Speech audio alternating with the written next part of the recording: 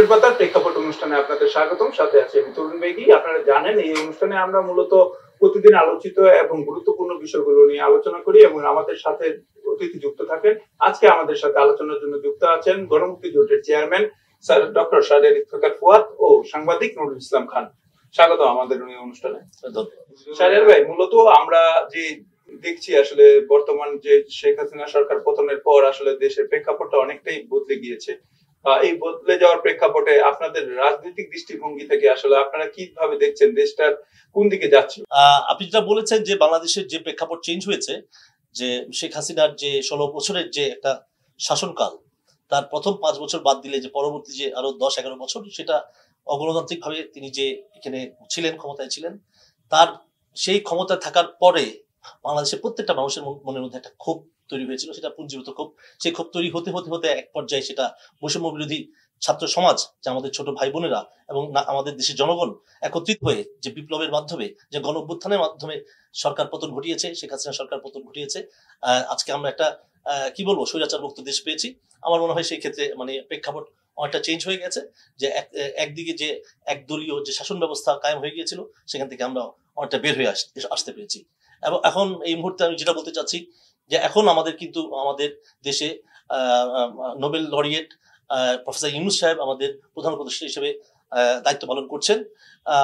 ওনার এখন আসলে অনেক দায়িত্ব, যে আমাদের গত 16-17 বছরে পুরো ইনস্টিটিউশন গুলো তো একেবারে নুজ্জ হয়ে গেছে, হ্যাঁ, এবং একদলীয় শাসন ব্যবস্থার কারণে যে দলীয়করণ হয়ে গেছে। তো সেখান থেকে বেরিয়ে আসার জন্য তার ওনার কঠিন চ্যালেঞ্জ আছে। বাট উনি দক্ষ। উনি যে বিশ্বব্যাপী যে গ্রামীণ যে উনি যে প্রতিষ্ঠা করেছে, গ্রামীণ ব্যাংক প্রতিষ্ঠা করেছে, এটা দক্ষতার সাথেই করেছে। মানে আমি যদি বলি যে গ্রামীণ ব্যাংক এটা কিন্তু এটি একটা রাষ্ট্রের মতো। সেখানে দক্ষ লোকজন আছে, পৃথিবীর বিভিন্ন দেশে, এটা মাল্টি ন্যাশনাল এনজিও পৃথিবীর বিভিন্ন দেশে আছে। এবং এই যে এই গ্রামীণের যে কর্মকাণ্ডের জন্যই তো নোবেল পুরস্কার পেয়েছে। সো উনি এটা করতে পারবে না, ওনার কাছে দক্ষ লোকজন আছে এবং এর জন্য যথেষ্ট সময় দিতে হবে। আমরা তো রাতারাতি বাংলাদেশের এই যে মানে এই রিজিমের পরিবর্তনের পরে আমরা যদি মনে করি রাতারাতি দেশের অর্থনীতি চেঞ্জ হয়ে যাবে, বাংলাদেশের প্রতিষ্ঠানগুলো মানে আগের জায়গায়, মানে একটা গণতান্ত্রিক দেশে যে অবস্থা থাকে সেখানে চলে যাবে, বা আমি আইন শৃঙ্খলাও যদি মনে করি যে একই জায়গায় চলে যাবে, এটা আসলে অত সহজটা না। তাই আমি মনে করি যে প্রফেসর ইউনূসকে সময় দিতে হবে। সময় দেওয়ার পরে ওই যৌক্তিক যে সমস্ত সংস্কারগুলো দরকার হবে রাষ্ট্রের, সেই সংস্কারগুলো করে আমার মনে হয় একটি নির্বাচন দিলে সেই নির্বাচনে জনগণের প্রতিনিধিরা বাংলাদেশের ক্ষমতায় আসতে পারবে। তখনই একটা সুন্দর সমৃদ্ধ বাংলাদেশ আমার মনে হয় আমরা দেখতে পাবো। জি নুরুল ভাই, মূলত আছে শাহরিয়ার ভাই যেটা বলছিলেন, আসলে আপনার প্রেক্ষাপট অনেকটাই চেঞ্জ হয়ে গেছে এবং সে ডক্টর ইউনূস আসার পরে দেশে একটা পরিবর্তনের হাওয়া বইছে বলা যায়। আসলে একজন সাংবাদিক হিসাবে আপনারা কি সেই পরিবর্তনটা দেখতে পাচ্ছেন কিনা? আপনাদের যে বরাবরের মতো একটা অভিযোগ ছিল মত প্রকাশের স্বাধীনতায় বাধা দেওয়া, বা এই ধরনের কোনো হুমকি ফেস করছেন কিনা, বা আপনার ডক্টর শাহরিয়ার ইফতেখার ভাইয়ের সাথে আপনার সহমত?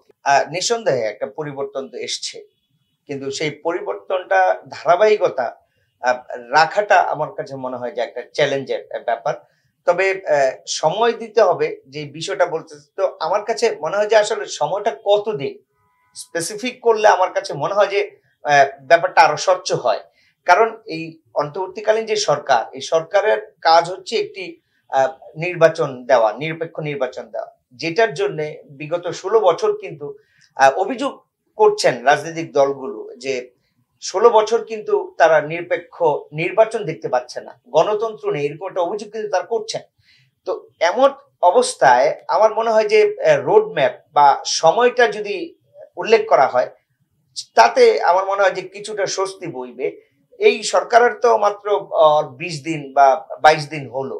তো এই 20 দিনে তো একটা দেশের বা একটা সরকারের বোঝাও মানে খুব মুশকিল যে এই সরকারটা কতটা মানে জনগণের কথা বলবে, জনতার কথা বলবে, বাক স্বাধীনতা আপনি যেটা আসলে শাহরিয়ার ভাই, আপনি কি ফিল করছেন আমরা গত কিছুদিন যাবত দেখেছি আসলে মত প্রকাশের স্বাধীনতার কথা যে বলা হচ্ছে, আমরা কিন্তু দেখেছি আনসারদের উপরে তাদের দাবি দেওয়ার প্রেক্ষিতে তাদেরকে ধাওয়া করা, বা আসলে আইন শৃঙ্খলার যে নীরবতা, সেই নীরবতাটা কি আসলে কোনো ধরনের ঝুঁকি তৈরি করছে কিনা এই ক্ষেত্রে? কারণ আমরা ম্যাক্সিমাম জায়গায় দেখছি যেগুলো জায়গায় আইন শৃঙ্খলা বাহিনী পদক্ষেপ নেওয়ার কথা, সেই জায়গাগুলোতে আইন শৃঙ্খলা বাহিনী নীরব থাকায় ছাত্রদেরকে কিন্তু এগিয়ে আসতে হচ্ছে। যে এরকমটা আমরা দেখেছিলাম 5 তারিখের পর থেকে পুরো ট্রাফিক ব্যবস্থাটাকে তাদের নিয়ন্ত্রণ করতে হয়েছিল।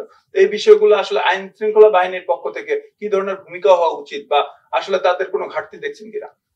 আচ্ছা দেখুন, যে বিগত সরকার আইন শৃঙ্খলা বাহিনীকে এমন ভাবে তারা রাজনৈতিকভাবে ব্যবহার করেছে, তো সেই ব্যবহারের কারণে দেখা গেছে যে আজকে যারা গণ অভ্যুত্থান করেছে তাদের সাথে কিন্তু একটা সাংঘর্ষিক জায়গায় তারা আছে।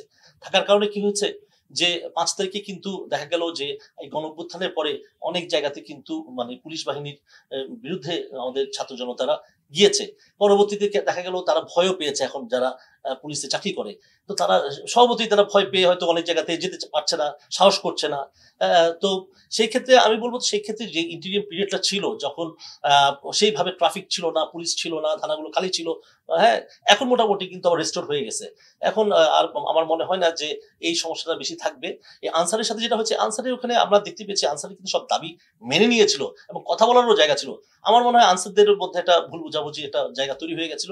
তাদের কিন্তু উচিত হয় নাই যে রাত পর্যন্ত অপেক্ষা করা, যে তাদের কিন্তু বলেছে চলে যাওয়ার জন্য। পাশাপাশি যে আমাদের এই যে বৈষম্য বিরোধী ছাত্রদের সাথে বোধহয় তাদের মানে ধস্তাধস্তি মারামারিও হয়ে গেছে এবং ওখান থেকে গুলিও চালানো হয়েছিল। সে এগুলো চালানোর কারণে স্বভাবতই যারা 5 তারিখ আগে যে জলজাত একটা স্বৈরাচারকে পতন ঘটালো, তাদের সামনে যদি এরকম একটা মানে বাহিনী এসে তারা যদি ছাত্রদের বিরুদ্ধে যদি কোনো প্রকার প্রহার করে, তারা তো তার জবাব দিয়েছে। হ্যাঁ, তবে আমার মনে হয় এখন আর সেই জায়গাটা এখন নাই।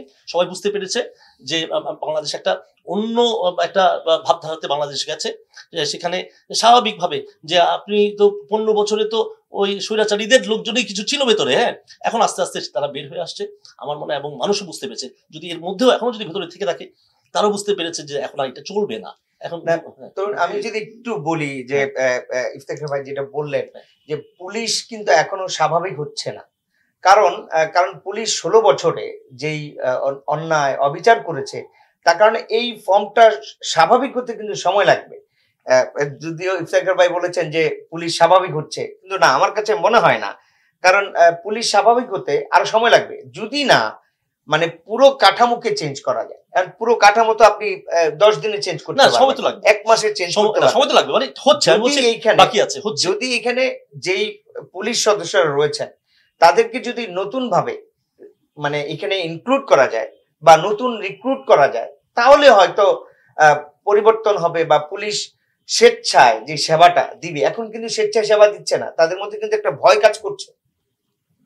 তো মূলত এই যে এই আন্দোলনের নামে আমরা একটা সময় দেখেছি আসলে সরকার পতনের পরে ঢাকা একটা আন্দোলনের নগর হিসেবে পরিণত হয়ে গিয়েছিল। এই আন্দোলনকে আপনারা কিভাবে দেখছেন? ষড়যন্ত্র নাকি আসলে প্রকৃত দাবি দেওয়া? না, দাবি দেওয়া বলতে আসলে এইখানে একটা রাজনীতি হয়েছে, এটা বলতেই হবে। যেটা আসলে বৈষম্য বিরোধী ছাত্র আন্দোলন, তাদের যে দাবিটা ছিল মেধা না কোটা, সেটা কিন্তু ছাত্র জনতার মধ্যে কিন্তু এটা খুব ক্ষোভের বহিঃপ্রকাশ ঘটেছে, যেটা পরবর্তীতে যারা গণতন্ত্রে যাদের ন্যায্য যে পাওয়া যারা পায়নি, তখন কিন্তু এটা একাকার হয়ে গেছে। তখন এটা আসলে ছাত্র জনতা মধ্যে একটা আন্দোলন হয়ে গিয়েছে। তবে আপনি যেটা বলেছেন যে আসলে এটা ষড়যন্ত্র না আসলেই দাবি দেওয়া, আমার কাছে মনে হয় যে এটা প্রথম দিকে দাবি দেওয়াই ছিল, এটা তীব্র ক্ষোভের আন্দোলনই ছিল। পরবর্তীতে হয়তো রাজনীতি বা ষড়যন্ত্র সেটা হতেও পারে। ফুয়াদ ভাই, আসলে একজন রাজনৈতিক হিসাবে আসলে আপনি কিভাবে দেখছেন আসলে এই দাবি দেওয়াটা? কি আসলে আপনারা তো বিভিন্ন দাবি দেওয়ার সময় আন্দোলন করেছেন বা আন্দোলন করেন, তো এই রাজনৈতিক যে দাবি দেওয়া গুলো ছিল, এটা কি রাজনৈতিক নাকি ষড়যন্ত্র আপনার কাছে? মানে কাদের দাবি দেওয়ার কথা বলছেন? এই যে বিভিন্ন লোক, শিক্ষকরা না, স্বাভাবিক। আপনি দেখেন 15-16 বছরই বলেন অথবা একেবারে 71 থেকে 50 বছরই বলেন, আসলে তো বৈষম্য হয়েছে এই সমাজে। আপনি কিছু মানুষ পয়সা হয়ে ফুলে ফেপে গেছে, কিছু সমাজের কিছু মানুষ লেখাপড়া করে ডাক্তার হয়েছে, ইঞ্জিনিয়ার হয়েছে, বিভিন্ন সোর্সে ইনকাম করছে না, তাই না? কিন্তু অনেকেই পারছে না। ইভেন আপনি দেখেন আনসাররাও যে দাবি দেওয়া ছিল, তাদের দাবি দেওয়া কিন্তু যৌক্তিক ছিল না, কিন্তু এখানে আনসাররা যে অভিযোগ করছে বা তারা বলছে বৈষম্যের শিকার হয়েছে, কিন্তু গত 16 বছর কেন তারা আন্দোলন করলো? আপনি ধরেন ওই যে সরকারটা তারা ছিল, তাদের বিরুদ্ধে কেউ কি আন্দোলন করতে পেরেছে? আপনি তো আসলে বললেই হবে না যে কোনো, মনে হয় যে এটা একটা মানে আমাদের যে একটা মানে ফান্ডামেন্টাল রাইটস, যে আমি আমার অধিকার নিয়ে কথা বলতে পারবো সেই জায়গায় তো ছিল না। না এখন যে তারা আন্দোলন করছে, এখন ডাক্তাররাও করছে না, এখন যে যারাই করুক, অন্তর্বর্তীকালীন সরকারের কি সেই সক্ষমতা আছে তাদের দাবি দাওয়া পূরণ করবার? কারণ এই সরকার তো অল্প কিছু 2 বছর হোক 5 বছর হোক তাদের তো চলে যেতে হবে। আচ্ছা, আমার এখানে একটা বেসিক পার্থক্য আছে, মানে অনেকের সাথে দেখেন বাংলাদেশের এই মুহূর্তে যে সরকারটা আছে সেই সরকারটাকে আপনি কিন্তু একেবারে অমূলক সরকার বা একটা ইন্টেরিয়াম গভর্নমেন্ট আমি এটা বলতে চাই না, এটাকে আমি একটা মানে গণঅভ্যুত্থানের সরকার অথবা একটা বিপ্লবী সরকার আমি বলতে চাই। যেহেতু এটা সশস্ত্র বিপ্লব হয় নাই তাই বিপ্লবী সরকার বলা যাবে না, গণঅভ্যুত্থানের সরকার। এই গণঅভ্যুত্থানের সাথে সম্পৃক্ত কারা হয়েছে বাংলাদেশের ছাত্র সমাজেরা, বৈষম্য, আর কারা হয়েছে জনগণরা। এখন আপনি মনে করেন যে একটা ভোট দিলাম সেটাই বড় কিছু, রাস্তায় নেমে যে 40,000 ছেলে পেলে গুলি খেলো, শত শত ছেলেরা গুলি খেয়ে মারা গেল, এই যে প্রত্যেকটা মানুষ বের হয়ে আসলো, এইটাকে গুরুত্ব না দিয়ে আমরা শুধুমাত্র ভোটটাকে গুরুত্ব দেই, আমার কাছে এটা কিন্তু খুব অবাক লাগে। তবে আমি একটু শেষ করি, কিন্তু এখানে একটা অন্য বিষয় আছে। বিষয়টা হচ্ছে কি, যেই 10-12 জন 15 জন উপদেষ্টা নিয়েছে এটা আমি মনে করি সাফিসিয়েন্ট না। আমার মনে হয় যে এই গভর্নমেন্টকে একটা জাতীয় সরকারের মতন করে ফেলা উচিত। জাতীয় সরকার করলে কি হবে, এখানে দুটো ভাবধারার লোক থাকবে, একটা সুশীল সমাজের লোকজন, জ্ঞানী বুদ্ধিমানরাও যেমন থাকবেন, পাশাপাশি যে রাজনৈতিক লোকরাও যাতে ইনক্লুড হতে পারে। আর সবাই যদি ইনক্লুড হতে পারে তাহলে কিন্তু আমি মনে করি যে মোটামুটি মানে একটা রাজনৈতিক ভাবধারাই কিন্তু রাষ্ট্রটা চলবে। শুধুমাত্র আমি মনে করি যে শুধুমাত্র এই উপদেষ্টারা অথবা শুধুমাত্র আমাদের ছাত্র ভাই যে উপদেষ্টা দুজন আছে শুধু তারা বা আরো 2-4-5 জন নিলেই হবে না। আমার মনে হয় রাজনৈতিক দলের নেতাদেরকেও নিতে হবে। আমি এটা বলতে আমার কোনো মানে, আমি যদিও ভিন্ন দল করি, আমি তো মনে করি এই যে কোটা সংস্কার আন্দোলন তো ভিপি নূর করেছিল, আমি তার নাম নিতে আমার কোনো দুঃখ নাই। তো ভিপি নূর কি এখানে একটা জায়গা পায় না? এই উপদেষ্টা অন্যভাবে নিবেন না, জায়গা পায় তো। তো আপনি দেখেন, আমি আমার কথা আমি বলতে চাই, আমি 23 সালে আমি জেল খেটেছি এই স্বৈরাচার সরকারের বিরুদ্ধে। 24 সাল থেকে আমাকে ডিজিএফআই এনেছে, আমার লাইফ মানে হেল্প করে ফেলতেছে। 14 সালে আমাকে মানে ডিজিএফআই সেফ হোমে নিয়ে গেছে। আমাদের তো কিছু আছে, তাই না? আমাদের তো কিছু স্টেক আছে, আমাদের কোনো স্টেক নাই। আপনারা দেখবেন যে আইআরআই বা ইন্টারন্যাশনাল রিপাবলিক ইনস্টিটিউশনের যে রিপোর্টটা বের হলো যে বাংলাদেশের নির্বাচন সুষ্ঠু হয় নাই, এখানে আমার যথেষ্ট কন্ট্রিবিউশন আছে। তাহলে এটা সম্মিলিত কন্ট্রিবিউশন সবার। তো এখন মনে হয় এখানে সবাইকে, যারা এই পরিবর্তনের সাথে যাদের অবস্থান ছিল এবং যেই তাদের প্রত্যেকে এখানে ইনক্লুড করা দরকার। ইভেন যারা আগামীদের ক্ষমতায় আসতে চায় তাদেরকেও ইনক্লুড করতে হবে, তাহলে তাদের না সেটা আরেকটা সংকটে চলে যাব আমরা। আমি যদি একটু বলি যে আসলে ইফতেখার ভাই বলেছেন যে জাতীয় সরকার, এখন যদি আপনি এই সরকারকে জাতীয় সরকারে রূপদান করতে চান তাহলে কিন্তু আরেকটা সংকটে চলে যাবে।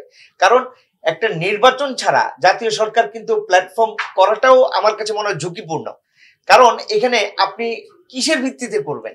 জনগণের আস্থার ভিত্তিতে তো করতে হবে, জনগণ তো সেই রায় দিতে হবে, সেই রায়টা না দিলে কিন্তু আবার হবে না। জনগণ না, রায়টা কি শুধু ব্যালটের মাধ্যমে হয়? আমার কাছে মনে হয় যে, কারণ বিপ্লবী সরকার বলতে হলে তো আপনাকে বিপ্লবী আচরণের মাধ্যমে বা সশস্ত্র যে সংগ্রাম, সেই সংগ্রাম বা যুদ্ধের মাধ্যমে কিন্তু একটা বিপ্লবী সরকার হয়। এখনকারটাকে আমরা হয়তো বলতে পারি, কিন্তু নাম কিন্তু দেওয়া হয়েছে অন্তর্বর্তীকালীন সরকার। আচ্ছা, আমি আপনাদের প্রশ্ন করি, 4 তারিখ 5 তারিখ বাংলাদেশে কিন্তু স্লোগান উঠে গেছিল যে আগামী দিনের সরকার কি সেনাবাহিনীর সরকার দরকার, সেনাবাহিনীর সরকার। তাহলে তো বলবে কি তার কি সেনাবাহিনী সরকার দরকার? এটা তো একটা কৌশল ছিল। আসলে কৌশল বলতে কি, যখন আপনাকে তো একটা, এটা তো ছাত্ররা আন্দোলন করতেছে, ওরা তো মেধাবী, ওরা তো বুঝে যে এখন আমার এই মুহূর্তে কি স্লোগান দিতে হবে।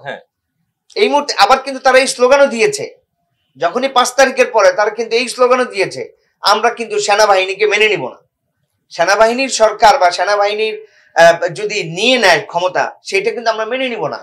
তারা কিন্তু এই স্লোগানও দিয়েছে ছাত্ররা। আমার মনে হয় কি আসলে বিষয়টা হচ্ছে কি, ছাত্রদের সাথে এই পর্যন্ত ইতিহাস বলে কোন সরকারই কিন্তু ছাত্রদের সাথে আপনার বিবাদে লিপ্ত হয়ে কিন্তু সফল হতে পারে নাই। এখন এই সরকার ভেবেছিল, স্বৈরাচার সরকার যেটা বলছেন অভিযোগ আছে এবং সেটা প্রমাণও হয়েছে, এই সরকার চেয়েছিল যে ছাত্ররাও তারা দমন করতে পারবে। তাদের যেই আচরণ, উদ্ধত আচরণ ছিল, ওবায়দুল কাদের এবং ছাত্রলীগ সভাপতি, ছাত্রলীগের যে আচরণ ছিল, এই কারণে কিন্তু আসলে আন্দোলনটা কিন্তু এই পর্যন্ত যাওয়ার জন্য কিন্তু তাদের এই মানে স্বৈরাচারী আচরণও কিন্তু অনেক বড় একটা বিষয় বলে আমার কাছে মনে হয়। একটু বলি আমি, আমার মনে হয় যে বিএনপি থেকে 2 জন, জামাত থেকে 1 জন, অন্যান্য ইসলামিক দল থেকে 1 জন, অন্যান্য দল থেকে 1 জন করে নিয়ে বা একটু বাড়ায় কমায় নিয়ে, আমার মনে হয় একটু, আমি বলছি যে 5 বছর চালান। আমি বলছি যে একটা ইন্টারিম গভর্নমেন্টই থাকবে, ধর 2 বছর থাকলো। সেটা তো তাহলে শুরুর দিকে হতে পারত। এটা যদি শুধু তো এইটা অভিজ্ঞতা যদি নয়। একদম শুরুর দিকে আলোচনা করে হ্যাঁ। এভাবে করতো তাহলে আমার মনে হয় যে একটা বিষয় হতো, কিন্তু এখন না, আমি লম্বা এখন সময় বলছি কিন্তু না। সম্ভব কিন্তু না। এখন কি মানে যা হচ্ছে, মানে আমি যা দেখতেছি আমার মনে হয় কি, দেখেন আজকে প্রথম বোধহয় বাংলা মানে মানে আজকে বোধহয় আহ, কাদের সাথে জানি আজকে বসেছেন, হ্যাঁ প্রফেসর ইউনূস বসছেন, ব্যবসায়ীদের সাথে হ্যাঁ, ব্যবসায়ীদের মানে এখন সাথে, পর্যন্ত সাংবাদিকদের সাথে বসেছেন। এখন মাত্র গতকালকে সাংবাদিকদের সাথে বসছেন, এখন পর্যন্ত পরিচয় পত্র পর্বই শেষ হয় নাই, এটা বুঝতে যেমন হবে। হ্যাঁ, এবং এক বছর দেখেন গেছে। এর মধ্যে দেখেন নূরের কথা বলেছেন, হ্যাঁ। নূর কিন্তু অলরেডি কিন্তু নির্বাচন কমিশন কিন্তু তাকে নিবন্ধন দিয়ে দিয়েছে, দিয়ে দিয়েছে, হ্যাঁ। এবং নাগরিক ঐক্যের ওই যে মাহমুদুর রহমান মান্না মান্না ভাইকে দিয়ে তাকেও দিয়েছে, কিন্তু দিয়ে দিয়েছে। দিয়েছে। হ্যাঁ। তো নূরকে আসলে একটা বিষয় হচ্ছে কি যে নূর তো আপনি বলেছেন আন্দোলন সংগ্রামের কথা, আমি সে নূরকে কোটা আন্দোলন বলেছেন। আমি নূরকে ছাত্র নেতা হিসেবে দেখি, যদিও সে না, এখন ঠিক জাতীয় আছে। নেতা হয়ে গেছে, হ্যাঁ। হোক না, হ্যাঁ, এখন কিন্তু তার দিয়েছে তো। পায়োনিয়ার, তো সে আসলে দিয়েছে। এটা যদি চেঞ্জ করি আসলে রাজনৈতিক প্রেক্ষাপট বা আমরা দেখছি এই বিভিন্ন রাজনৈতিক দল, আরেকটা মুখ্য বিষয় আছে এই নতুন সরকারের সময় কিন্তু আমরা যেটা দেখেছি ভারত পাকিস্তানের সম্পর্কের যে ভাটা ছিল সেই ভাটায় কিন্তু মোটামুটি একটা জোয়ার আসা শুরু হয়েছে এবং সেই সম্পর্কটা আরো গভীর হচ্ছে। এই সম্পর্কটাকে কিভাবে দেখছেন? কোন ধরনের আপনার দীর্ঘ আমাদের যে সংকট তৈরি করবে কিনা? কারণ অন্যান্য বৈশ্বিক বিভিন্ন দেশের সাথে পাকিস্তানকে বিভিন্ন দেশ হয়তো বিভিন্ন ভাবে দেখে, যেমন ধরেন পাকিস্তানের শত্রু রাষ্ট্র হিসেবে বলা যায় ভারতকে, ভারত আমাদের খুব নিকটবর্তী রাষ্ট্র, যে ভারত বাংলাদেশের যে সম্পর্কটা সেটার মধ্যে কোনো ধরনের সংকট তৈরি হবে কিনা, বা আমেরিকা কেন্দ্রিক যে সংকট সেখানে কোনো ধরনের সংকট তৈরি হবে কিনা ভারত বাংলাদেশ এবং পাকিস্তানের কাছাকাছি আসাতে।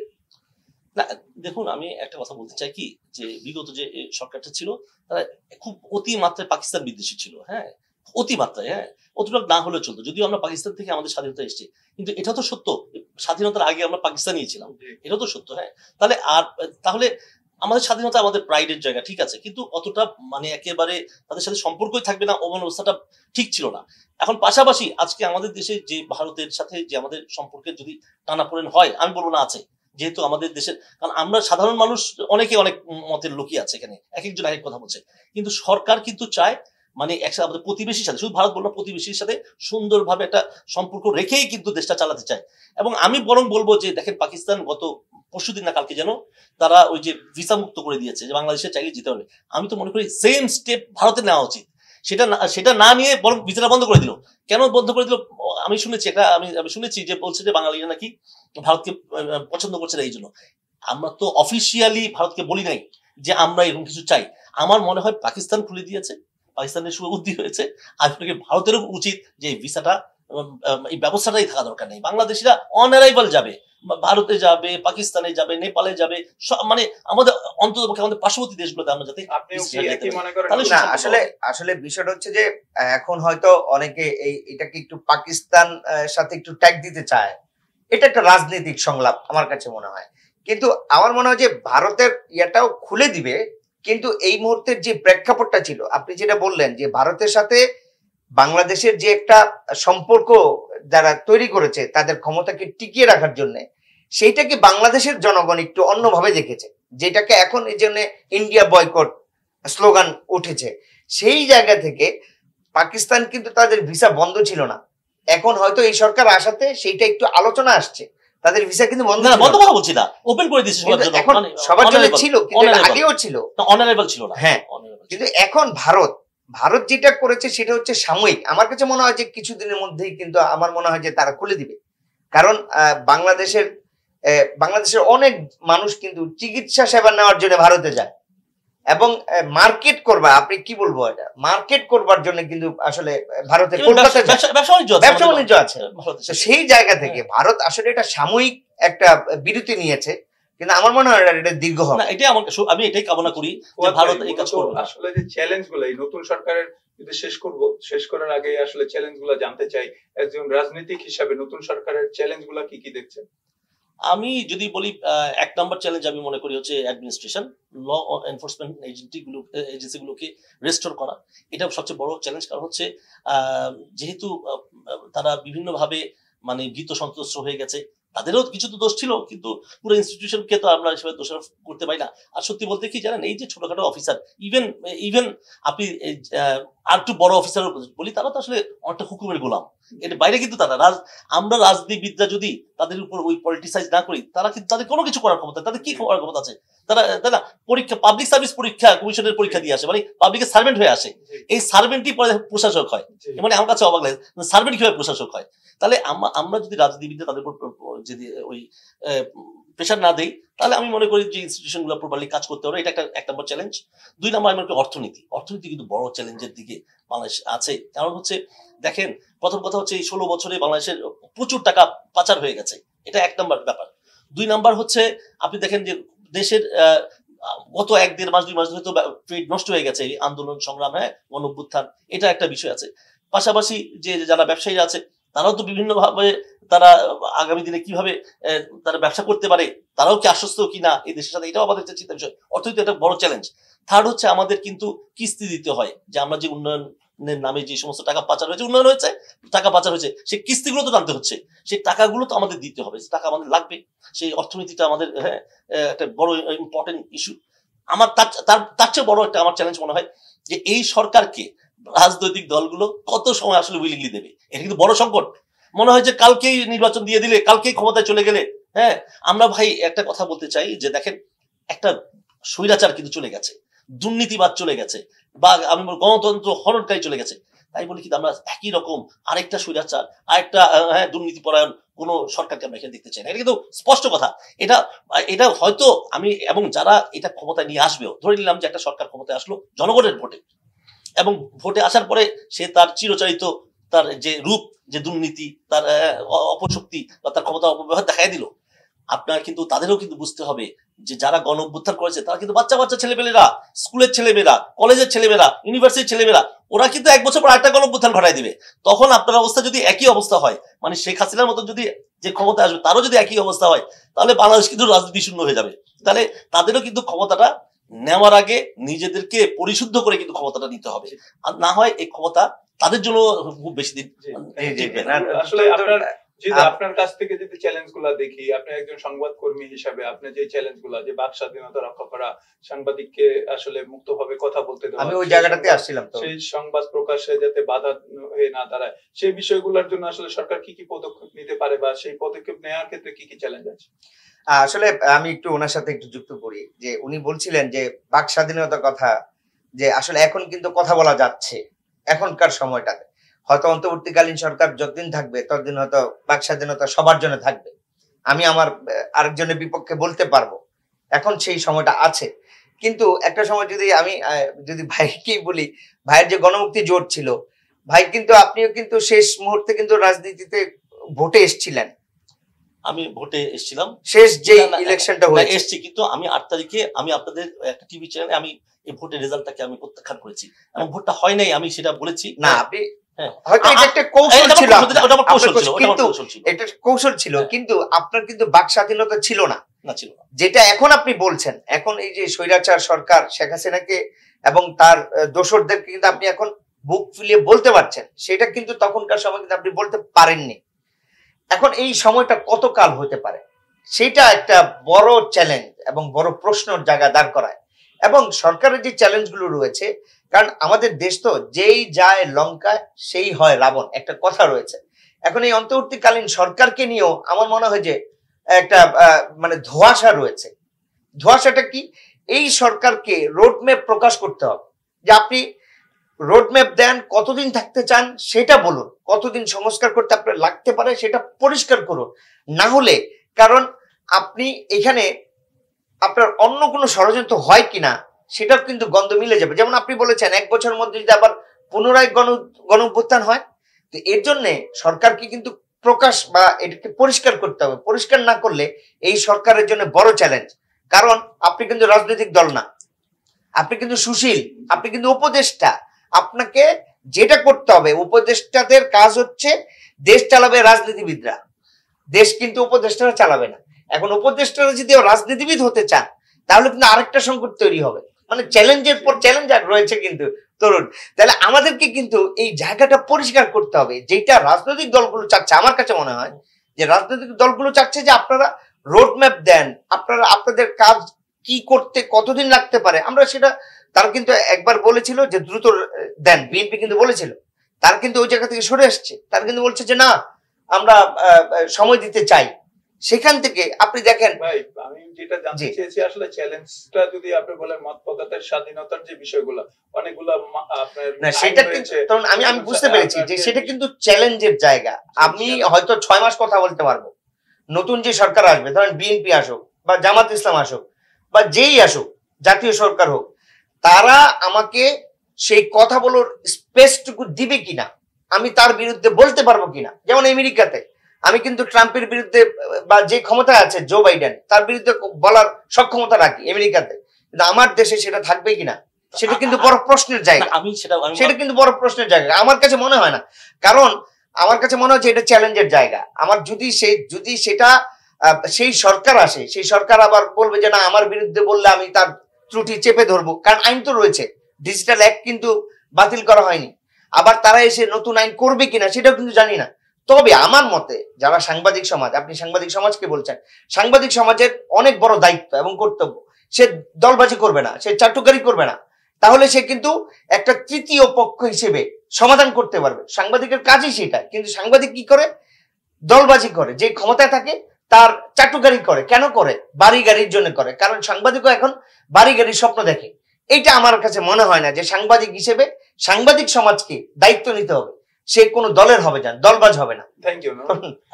তাহলে আপনার কথা ভালো, যেটা মনে হলো যে মানে নির্বাচিত সরকার হয়তো সাংবাদিকদের কথা বলতে দিবে না, তাহলে তো এই অন্তর্বর্তীকালীন সরকারই ভালো, তারা হচ্ছে কথা বলতে দেয়। তা আমার কথা হচ্ছে যেই সরকার, শুনে আমি যেটা বলছি, কিন্তু সংকট, আপনি কি দেশ তো চালাবে রাজনীতিবিদরা, কারণ তারা তো এতদিন সংগ্রাম করেছে। আপনি 16 বছর বিএনপি, জামাত এবং আপনি আরো যে ছোটখাটো দলগুলো রয়েছে, তারা কি নির্যাতনের শিকার হয়নি? এই জন্যই বলেছি তাহলে তারা কেন চাবে যে অন্তর্বর্তীকালীন সরকারি দেশ চালাক? এই জন্যই বলছি যে অন্তর্বর্তীকালীন সরকারে সকল মানে দল থেকে যদি নিয়ে নেওয়া হয় 2 জন 1 জন 3 জন করে, তাহলে কি এবং যদি 2 বছর ভোটাভুটি হতেই হবে, ভোট হবে, এবং আমি রোড ম্যাপটা দীর্ঘ বলবো না, ধরো 2 বছর, আর 2 বছর ইজ এনাফ আমি মনে করি। এটা আমি সেটা বলছি প্রকাশ করুন, সেটা অন্তর্বর্তীকালীন ইউনুস সাহেব এটা প্রকাশ করুন। 2 বছর এনে একটা ধোঁয়াশা রয়েছে হচ্ছে আর কি। দর্শক শুনছিলেন আসলে আমাদের যে দুইজনেরই দুইটা মত, আসলে সবাই চায় আসলে একটা দেশের শান্তি ফিরে আসুক এবং শান্তিপূর্ণ অবস্থায় সবাই বিরাজ করুক এবং দেশের যে সংস্কার প্রয়োজন সেই সংস্কারগুলো হোক। আজকে এখানে শেষ করতে হচ্ছে, আবারও দেখা হবে আগামী পর্বে। সে পর্যন্ত ভালো থাকুন, সুস্থ থাকুন এবং ভোরের পাতার সাথেই থাকুন।